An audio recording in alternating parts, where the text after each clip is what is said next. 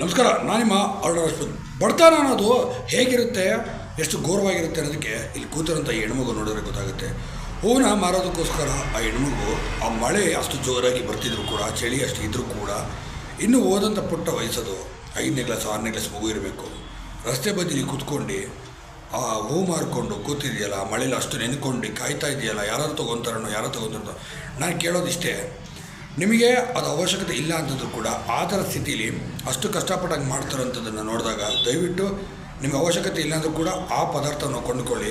ಅವ್ರಿಗೊಂದು ಸಹಾಯ ಆಗುತ್ತೆ. ಆ ಮಗು ಮಳೆಯಿಂದ ನೆನೆಯೋದು ತಪ್ಪುತ್ತೆ, ಹಾಗೆ ಆಕೆ ಮುಂದೆ ಬರೋದು ಜ್ವರಗಳಾಗಿರ್ಬೋದು, ಇವೆಲ್ಲ ಕೂಡ ತಪ್ಪುತ್ತೆ. ಹಾಗಾಗಿ ಯಾಕೆಂದರೆ ಮನೆಯ ಪರಿಸ್ಥಿತಿ ಅಷ್ಟು ಘೋರವಾಗಿರುತ್ತೆ. ಅಷ್ಟು ಘೋರವಾಗಿರೋದಕ್ಕಿಂತ ಆ ಮಗು ಅಷ್ಟು ದೊಡ್ಡ ಮಳೆ ಬರ್ತಿದ್ರು ಕೂಡ ಆ ಹೂವನ್ನ ಮಾರೋದಕ್ಕೋಸ್ಕರ ಮಳೆ ನಿಂತ್ಕೊಂಡು ಕೂತಿರುತ್ತೆ. ಎಲ್ಲರ ಜೀವನ ಕೂಡ ಒಂದೇ ಥರ ಇರೋದಿಲ್ಲ. ಕಷ್ಟಪಟ್ಟು ಬಂದವರಿಗೆ ಮಾತ್ರ ಕಷ್ಟದ ಬೆಲೆ ಗೊತ್ತಾಗಿರುತ್ತೆ. ಆರಾಮಾಗಿ ಬರೋವಂಥವ್ರಿಗೆ ಅಥವಾ ಸುಖದಿಂದ ಬರೋವಂಥವ್ರಿಗೆ ಇದ್ರ ಬೆಲೆ ಯಾವತ್ತೂ ಕೂಡ ಗೊತ್ತಾಗೋದಿಲ್ಲ. ಅದಕ್ಕೆ ಕೆಲವರು ಸುಖದಿಂದ ಬಂದಂಥವ್ರು ದುರಾಂಕಾರದಲ್ಲಿ ಮಾತುಗಳು ಮಾತಾಡ್ತಾರೆ. ಆದರೆ ಕಷ್ಟಪಟ್ಟು ಬಂದಿರ್ತಾರಲ್ಲ, ಅವ್ರುಗಳ ಮಾತಿನ ಶೈಲಿನೇ ಕೂಡ ಬೇರೆ ಥರ ಇರುತ್ತೆ. ಹಾಗಾಗಿ ನಿಮ್ಗೆ ಅವಶ್ಯಕತೆ ಇಲ್ಲ ಅಂತಂದ್ರೂ ಕೂಡ ಇಂಥವ್ರಿಗೆ ಪ್ರೋತ್ಸಾಹ ಕೊಡಿ.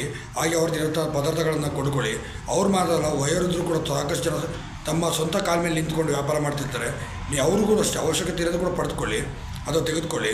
ಆಗ ಅವ್ರಿಗೂ ಕೂಡ ಒಂದು ಸಹಾಯ ಆಗುತ್ತೆ ನಿಮ್ಮಿಂದ.